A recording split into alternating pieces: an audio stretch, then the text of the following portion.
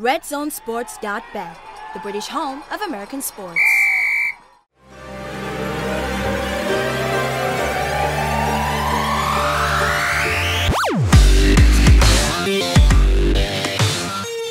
Hello and welcome to the Sportsheads, the UK show for NFL fans. Week 17 is upon us, the final week of the regular season, and we're going to be taking a look at some of the big games this weekend. I'm Simon Millen from Lindy's Sports Magazines, and I've got two very special guests in the studio with me. Sam Morgan from the Verge magazine and Jack Morgan from the Sussex Saxons, a wide receiver. Great to have you with us, chaps. We're going to go straight into these games. Plenty of implications for it. Jacksonville Jaguars at Tennessee Titans. Jags already got a playoff place. Marcus Mariota or Blake Bortles? Let's first of all talk about those two. Which one of those two QBs would you take for your team? I think Mariota is actually the better quarterback, but doesn't have the weapons obviously Bortles has at the moment. That's how I would probably go with it. I think Mariota in that Jags team would probably do something fairly similar. I think we've seen Bortles a few years now, and it's only been coming together now because of what's around him. I know you can sort of say that. That's my opinion, really. I'd probably take Mariota. I mean, from my point of view, they both had fumbling issues when they first came into the league. It seems to me this year that Mariota has actually cleaned that up a lot, and it's made him a better prospect. But I still have accuracy issues with him. He's got a better feel for pressure this year than he's had. He's sort of throwing the ball away. He's not trying to take too much on his back, and that's what he's been guilty of. And I think Mariota is obviously the better prospect from my point of view. Jack, you're a wide receiver. You know these quarterbacks. Which one would you want to be thrown to? I like Mariota. I think the fact that he can beat you with his legs as well is the best thing, I think. But also the fact that his best target is his tight end, Delaney Walker, whereas Bortles, he's got guys on the outside. He's got Fournette now. So I think, Mariota, if he had those weapons, I think if he were in Jacksonville... Is he still trying to do too much? I think he has to, really, with this team. I think he has to make plays on his own. They don't have playmakers on the outsides. Okay, great stuff. Key question is Jacksonville at Tennessee. I mean, the Jags have they've lost the last 3 meetings at Tennessee and 5 of the last 6 in Nashville. So Tennessee are always a bit of a problem for them. Who have you got? I'll probably go with the Titans just because there's probably a little bit more on the line for them at this point, and I think that the Jags will have one eye open, on the playoffs. Always difficult week 17. You never know what sort of teams these playoff teams are going to be putting out. Yeah, and I think there'll be a few people on the sidelines just to give them that little bit of rest. They might come in for a few snaps just to keep the legs going, but I don't think there'll be a lot of risk sort of taken, especially as this is not a usual occurrence for the Jags. Yeah. So I'd probably lean on the Titans a little bit more because I think there'll be a bit more pressure for them to win this game. Jack, the Jags have lost 3 of the last 4 against Tennessee, and including a 37-16 home defeat back in September, wasn't it? Early September. Who have you got in this game? I think it's got to be the Jags. The way they've been this season, barring that loss earlier in the season, I think their defense now, unless they're not starting the starters, I think the defense could stop anyone, especially this Titans offense.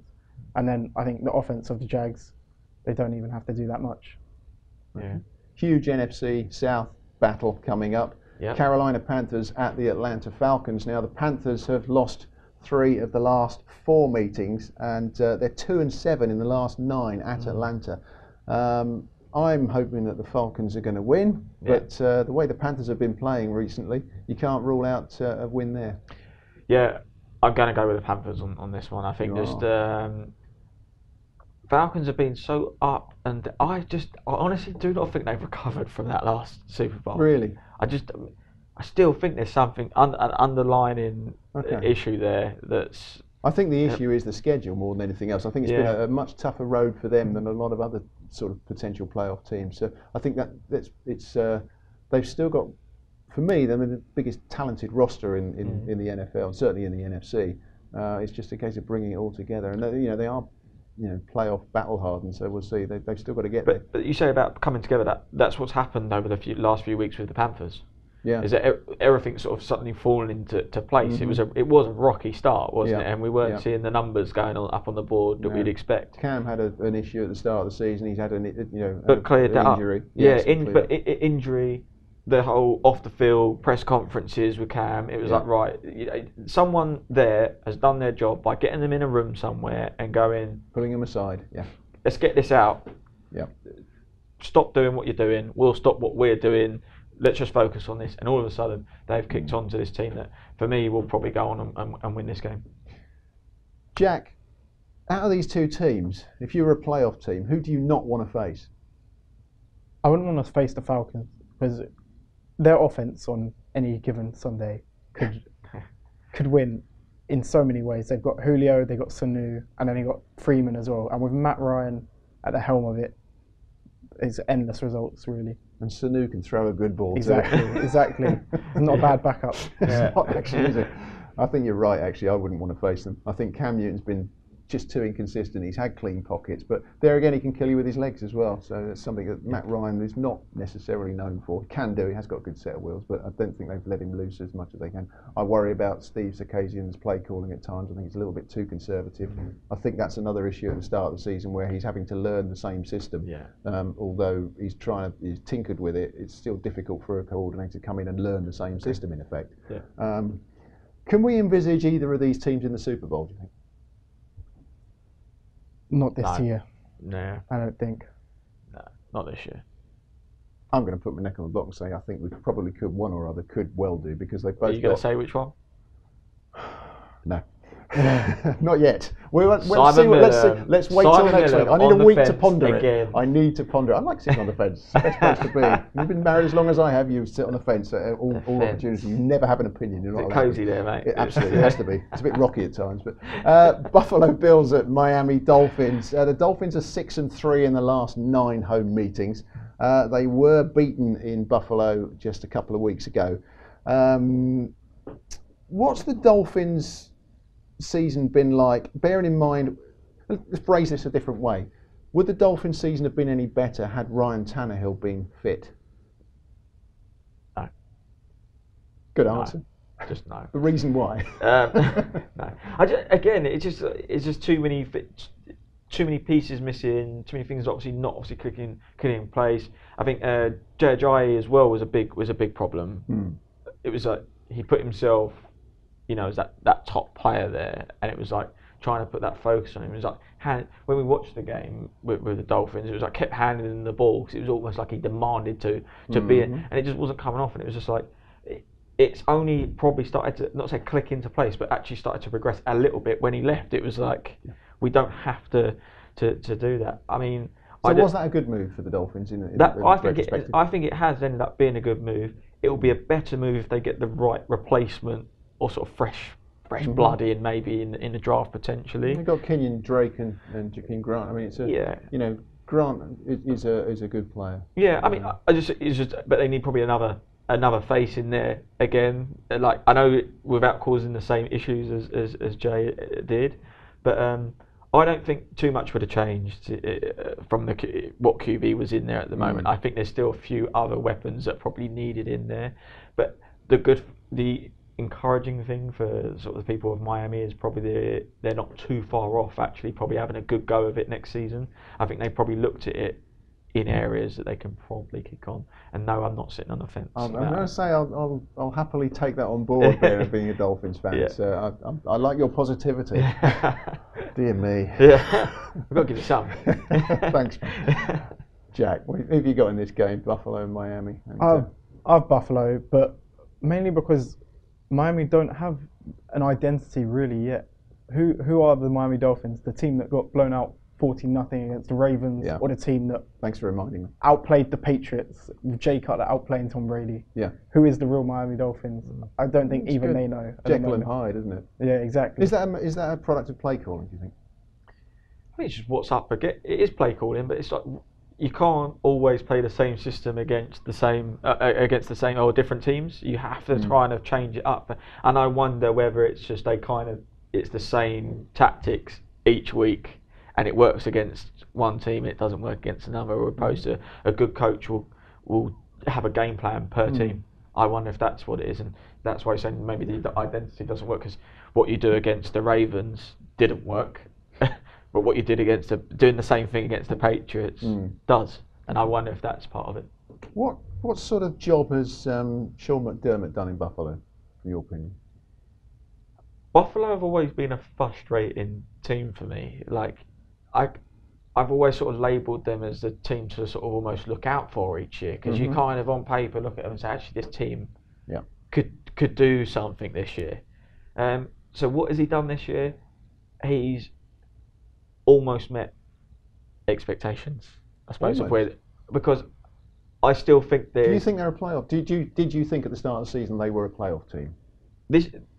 Yes, normally I'm always like, yeah, but I think Buffalo would get there. As I say, I look at the team sometimes, I look at what they've got there, and I think they have enough. They do have something or enough to get there. I think so. For me, yeah, he probably has met expectations for me. But can they kick on now? I think you don't bring in a coach to sort of sit at this level. You bring in a coach that takes you to the next level. Can he now do that? I hope so, because he's a defensive-minded coach. I mean, I look at it at the start of the season and think they got rid of some really good players, especially on the offensive side of the ball. I mean, you'd like to have even Robert Woods. Yeah.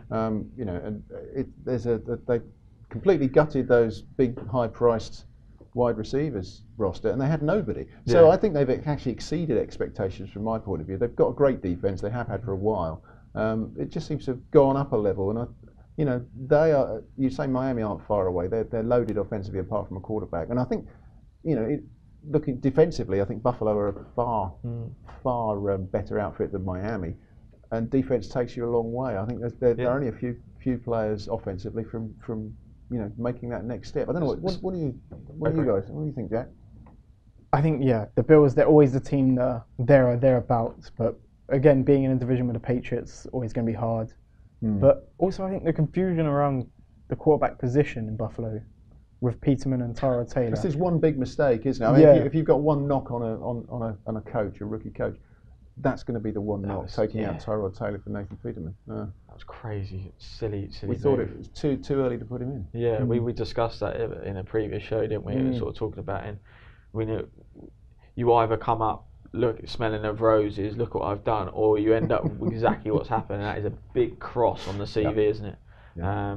But Trevor Benjamin, obviously, for me, is another player that I'm sort of seeing in terms of moves and what coaches are doing. Kelvin Benjamin, in terms of moves that coaches have gone down, that's probably actually they're the sort of moves you want to be making as a coach, bold acquisitions, and I think that's the step Buffalo have now got to do. I think they've got to come out of a little bit of comfort zone, maybe bring in players that there's a slight bit of controversy behind it, but do it for what's best for the team, and sort of actually putting people on. They're the sort of. It's almost moves. like following the Belichick mentality. It's like bringing in like Randy Moss and people like that. It gave them a different dimension. But so that's what. It's now. Do it for the team now. Let's not be that nice team. Let's bring in a few players like that. It's obviously going to not cause too much of a rift. Well, they did exactly the same with Richie Incognito. I mean, he's been an absolute superstar. I mean, he was there was that big falling out in Miami, and we lost a good player. Miami lost a good player, and he's been absolutely dominant for Buffalo. Yeah, but that's what they need to. I think that's the next step. Is now get that roster right, and I'm hoping, I'd just like to be right for once. Is that Buffalo Bills actually do kick on to where they should be? Okay, so who have we got in the game? I think it's got to be the Bills. Yeah, right, Bills for me. Sorry, mate. I know what you're going to say, but no. I'm going with the Dolphins. I'm going to go. The Dolphins are going to play the spoilers. They are going to play the spoilers. One last throw of the dice from Jay Cutler, and then we won't have to. Hopefully that'll be Jay Cutler's last game. I think it probably will be. Yeah. He's retired once already. Sorry, Jay. Dallas. Dallas Cowboys at Philadelphia Eagles. The Cowboys have won the last 4 of the last 5 meetings in Philly. This one is sort of a big game for both. I mean, it depends on whether or not Philadelphia rest players. I think Philly will rest players, and Zeke's suspension over. Yes. I feel like we've had a break from Zeke. We have. Yeah, Yeah. it's nice. But with the suspension being over, I think Dallas will probably go on to win this game. And I think, like I said, I think Philly will have to rest players. You haven't, knowing that Carson Wentz isn't there, you don't want to be losing too many along the way. So this is an ideal opportunity just to rest players up, and I think this is for Dallas to go on and win. They beat them 37-7 last month down in Dallas, but that was obviously with Carson Wentz playing. Jack, who are you going to put your shekels on for this one? Who would you fancy? I'm going to have to agree with the Cowboys. I think the Eagles, nothing really to play for. They've already got the division. So I think the Cowboys, they're going to want to get one back on the Eagles. So they're still going to play hard. I think they're going to come away with it. Yeah. Okay, I mean, what's looking at Philadelphia as a whole, what's impressed you most about them this year? Just the consistency. And, you end up building a bit of pressure because even people like us are sort of watching going, so when is that bubble going to burst? When when are they going to come off the rail track? I mean, they haven't. That's what's impressed me about them, and they've just carried on. Even with the injury to Wentz, it doesn't feel like it's completely game over there. It feels like they can still obviously they can still kick on. Getting Jay Ajayi in, it was like, okay, you're just adding to what you've already got, and it's just like, that's great, and it's probably been a great move. That's what's impressed me about them and him, is he's gone somewhere where he isn't the main person. No, they got the Garrett Blount. And it's just like, that's what's just impressed me. They just carried on, and even if there was a little blip here, it was just, on to the next one, and they just continued. And there hasn't actually been that much talk about the Wentz injury as much as there probably should have been, because they've gone on and continued to deliver. They've got a very good backup in Nick Foles anyway. I mean, he's not a backup. In fact, he's probably just as good as some other people starting. Yeah, exactly. Starting in other teams. How far can they go in the playoffs, Jack? I think they can go all the way. Really? I think to the Super Bowl at least. I think that's got to be the goal. I think they've shown consistency offensively and defensively, and I think their offense, even without Carson Wentz, still look like a playoff level offense. So I think they can go, especially they've already beaten the Rams, so I think they can definitely do it again. I think the Rams are the toughest team they're going to have to face in the playoffs. Excellent. Okay. Kansas City Chiefs at the Denver Broncos. This is the final game we're going to look at. The Chiefs have won the last 4 meetings. I think the last time they won 5 in a row was back in 1970 to 1973 when they won 6 in a row. You were at university then, were you? University. I was never that clever. University of Life, mate. The Chiefs have not won 3 consecutive trips to Denver since 1965 to 1969, though. So a little bit of history against them. But who have you got in this? It's probably, for me, probably the easier game to call. I still think it'll be the Chiefs. I just think Broncos have been terrible. Just not as good. What have they got to play for other than maybe your contracts? That's probably about it, really. I think they'll. If I was the Denver coach, I'd be putting in players to see what you've got. What we've got. Yep. Let's test it. Let's test them. Yeah. Because the Chiefs obviously still got something to really prove. So for me, it'd be like, let's test some players. So how big a disappointment have they been for you this year? The Broncos? Yeah. I think there was always going to be some sort of hiccup. Yeah. I'm just disappointed because you knew it was. You have to build for the future. You have to see what's going. It was like, have they done enough to get to? That's the disappointment. As an organisation, have you done enough to obviously compensate for sort of once Manning was leaving? Had you done enough to get to this stage? And I'm like, no, you haven't. And you are a big team. But the goal at the time was the Super Bowl, which they did. They won. You're going to have a natural letdown after that anyway. But that defense is still pretty much intact. I think for me, obviously, it's the quarterback merry-go-round that's been the biggest issue for them. Which is surprising when you've got Elway as the GM. Exactly. But see that coming. You got to have some sort of plan. Did they really believe that Simeon is that quarterback to take them forward? That you hand on their heart, I'd love to sit in a room where it wouldn't go anywhere further than that. To say they'd either say yes or no. I don't think it would be no. But I'm just hoping that they're ready for this the next season's draft. The window is pretty much closing on that defence now. They've probably got 1 year. Does John Elway turn around and sort of say, actually, I'm not going to take a wet behind the ears quarterback. I'm going to get a veteran in, someone, for example, like an Alex Smith or your man in Washington. It's a possibility from my point of view. I think they're going to look at, rather than drafting a young guy, which they may well do, I think they're going to bring in a veteran, but that's just... It's interesting who's out there. It's funny because I was reading about someone talking about Griffin III still sort of sniffing around a team. Yeah. Is he the answer? Maybe not, but he's probably got an... not in that system. Not in that system. But, look for someone that, maybe got off the radar a little bit. But let's say the veteran side, I definitely think is probably better. But you still got to be smart because you, God, I feel like I'm going to go for him again. But you don't want to pick up someone like Cutler because he's not going to take you forward, is he? So generally not. No. No, I mean it's like, but I'm being polite. They can take Palmer if they want. And you can take. I'll fly him there for you. Jack, Sam's had his. I think rant.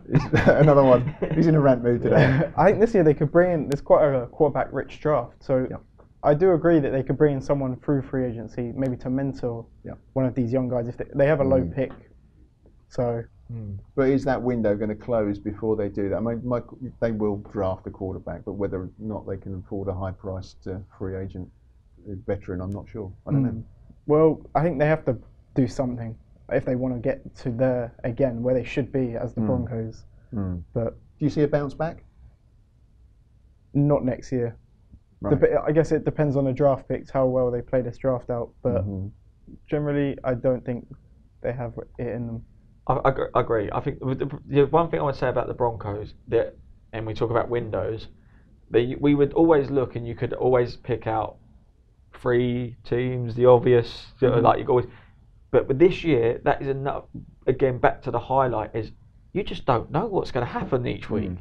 These teams, I'm not saying everyone's beating everyone, but outside of Pittsburgh and New England, the AFC is a muddle. Yeah, and it's just got so much better now for fans to actually sit down and watch. And it's been a while since we've got to from week 15, 16, 17 where there is so much still open and so much to play for. We haven't had that for such a long time, and I think the Broncos, they've probably come out of contention at the wrong time because the gap is only going to get bigger from the other teams that are kind of set on all areas. So no bounce back for you next year? Nope. Interesting. Right. So you're all going on the Chiefs, are you, for this game? Yeah. Okay. Oh, Broncos. Yeah, there he is. I just like the history. I like the history of that. So that's that wrap for the big games this week. Sam Morgan from The Verge magazine, Jack Morgan from the Sussex Saxons, great wide receiver. He's going to make 2, we hope, no doubt. No pressure. Neck on the chopping block. But that's it for the Sportsheads, the big game wrap up for week 17. We hope you've enjoyed the regular season. We'll see you again for the playoffs. Take care. Bye bye. American football and my hot cheerleaders. It'll make you feel like a Yank. RedZoneSports.bet, the British home of American sports.